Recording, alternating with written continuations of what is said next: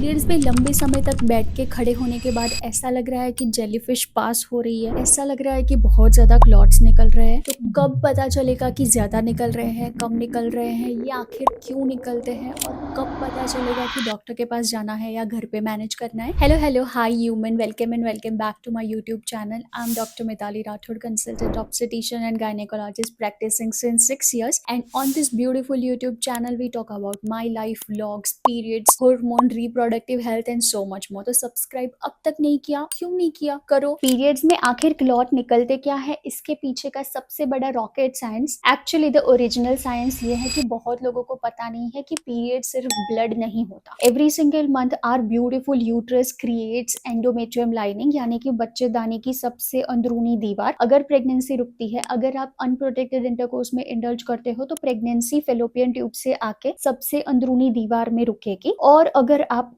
गलती से प्रेग्नेंट नहीं हो जाते हो, क्योंकि हर महीने तो हम इंटरकोर्स नहीं कर रहे होते हैं, हर महीने तो हमें प्रेगनेंसी नहीं चाहिए होती है, तो ऐसे केस में एंडोमेट्रियल ये जो दीवार बनी होती है वो वहां से निकल के वजाइना से बाहर निकलती है, which is why you have endometrial lining, mucus, blood, everything mixed. तो तब वो वजाइना से ऐसे बाहर निकलता है, तब फील होता है कि ओह इट्स अ जेलीफिश। एक सेकंड के लिए ऐसा सोचो कि मैं यहाँ पे वीडियो नहीं बना रही हूँ पर खेल रही हूँ, और खेलते खेलते मैं गिर रही हूँ, ठीक है। तो ऐसे केस में अगर मुझे यहाँ पे चोट लगती है और खून निकलना स्टार्ट होता है, तो it is my body's natural mechanism to clot it out. यहाँ पे बॉडी के सेल्स आएंगे और जो खून निकल रहा होगा उसे बंद करेंगे। That is bodies natural clotting mechanism and it's a defence mechanism. लेकिन पीरियड में जो ब्लड निकलता है उसमें एंटीकोएगुलेंट होते हैं, यानी कि ब्लड क्लॉट नहीं होने वाला है। सोचो अगर एंटीकोएगुलेंट नहीं होते तो क्या होता, मतलब हर महीने ही यूट्रस में ब्लड जमा हो जाता, वजाइना में ब्लड जमा हो जाता, और बहुत सारे कंडीशंस ये एंटीकोएगुलेंट नाम के एंजाइम्स होते हैं, वो पीरियड ब्लड में होते हैं। लेकिन जब आपका पीरियड का ब्लड फ्लो बहुत फास्ट होता है या बहुत स्लो होता है, तब एंजाइम्स को टाइम नहीं मिल पाता है adequately, which is why you feel that you are passing something through your vagina. ये नॉर्मल कब होता है, जब क्लॉट का साइज होता है वो 1 रुपए का कॉइन या उससे कम साइज का है। अगर हैवी पीरियड वाले डेज में या ओकेजनली पास होते हैं, तब ये 3 सिचुएशन में ये चीज नॉर्मल है। अगर आपको क्लॉट्स पास होते हैं तो कैसे पता चलेगा कि डॉक्टर के पास कब जाना है। तो अगर आपके जो क्लॉट्स पास हो रहे हैं उसका साइज 1 रुपए के कॉइन या 2 रुपए के कॉइन से ज्यादा है, अगर बहुत ही ज्यादा हैवी फ्लो है जिसकी वजह से आपको हर आधे घंटे 1 घंटे में पैड्स या मेंस्ट्रुअल कप या टैम्पॉन या पीरियड अंडीज, जो भी चीज आप यूज कर रहे हो वो तुरंत ही चेंज करना पड़ रहा है, बहुत ज्यादा स्टेन्स लग रहे हैं, या ऐसा लगता है कि बहुत ज्यादा क्रैम्प्स है, डिजीनेस है, चक्कर आ रहे हैं, नोजिया वॉमिटिंग हो रहा है, डायरिया के फ्रीक्वेंट एपिसोड्स है, ऐसे सिचुएशन में, और अगर आपके पीरियड 7 दिन या उससे ज्यादा चल रहे होते हैं तो। लेकिन ये होता क्यों है, इसके मेजरली 5 रीजंस है। सबसे पहला, फाइब्रॉइड्स और polyp in your uterus. Fibroids are non cancerous tumours inside your uterus, तो अगर वो है तो। पॉलिप यानी कि finger like projections inside your uterine cavity, मतलब अगर फिंगर जैसा ग्रोथ हो रहा है तो उसकी वजह से क्लॉट्स ज्यादा पास होंगे। सेकेंड इज हार्मोनल इम्बैलेंस, अगर आपकी बॉडी में ईस्ट्रोजन का लेवल